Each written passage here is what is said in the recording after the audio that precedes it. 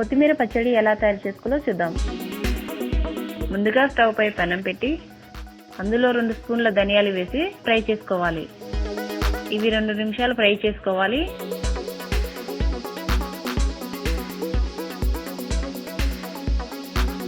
ఇవి తీసి ఒక గిన్నెలో పక్కన పెట్టుకోవాలి.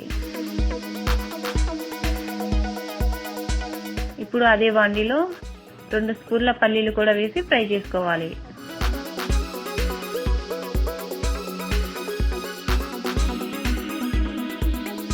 ఈ పల్లీలను కూడా ఇందులో వేసుకుందాం.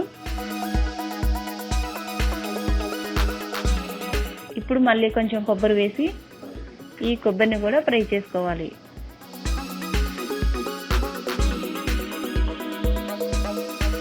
ఈ ఫ్రై అయిన కొబ్బరిని కూడా అందులో వేసుకుందాం.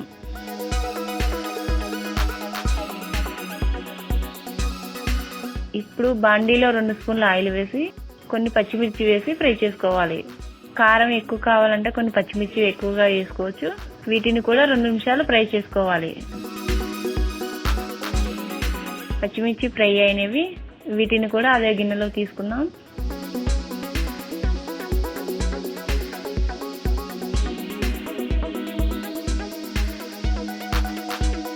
ఇప్పుడు అదే బాండీలో కొత్తిమీరను కూడా వేసుకుందాం. ఈ కొత్తిమీర పచ్చడికి ఒక కట్ట కొత్తిమీరని తీసుకున్నాను.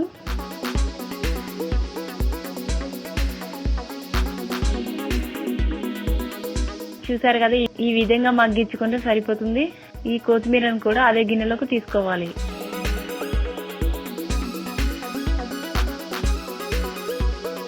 ఇప్పుడు బండిలో 2 స్పూన్ల నూనె వేసి టమాటా ముక్కలను కూడా వేసి ఫ్రై చేసుకోవాలి.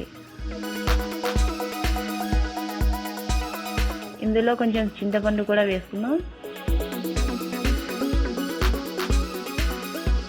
ఈ టమాటాలను ఒక 5 నిమిషాలు మగ్గించుకోవాలి. చూసారు కదా, ఈ టమాటాలు ఇలా మగ్గితే సరిపోతుంది. వీటి అన్నిటిని చల్లార్చుకోవాలి. ఇప్పుడు మిక్సీ గిన్నెలో ముందుగా ఫ్రై చేసిన అన్నిటిని గిన్నెలో వేసుకోవాలి. తరువాత 4 వెల్లుల్లి రెబ్బలు, సరిపడా ఉప్పు వేసి మెత్తగా మిక్సీ పట్టుకోవాలి. ఇప్పుడు ఇందులో టమాటాలు కూడా వేసి మెత్తగా పట్టుకోవాలి.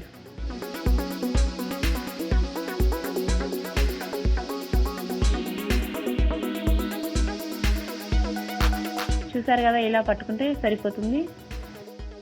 ఇప్పుడు పోపుకు ప్యాన్ పెట్టి 3 స్పూన్ల ఆయిల్ వేసుకోవాలి.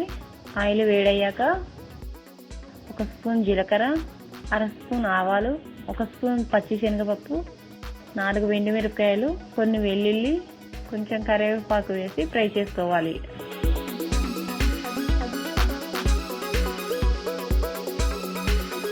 పోపు రెడీ అయింది. ఈ పోపుని పచ్చళ్ళలో వేసుకోవాలి.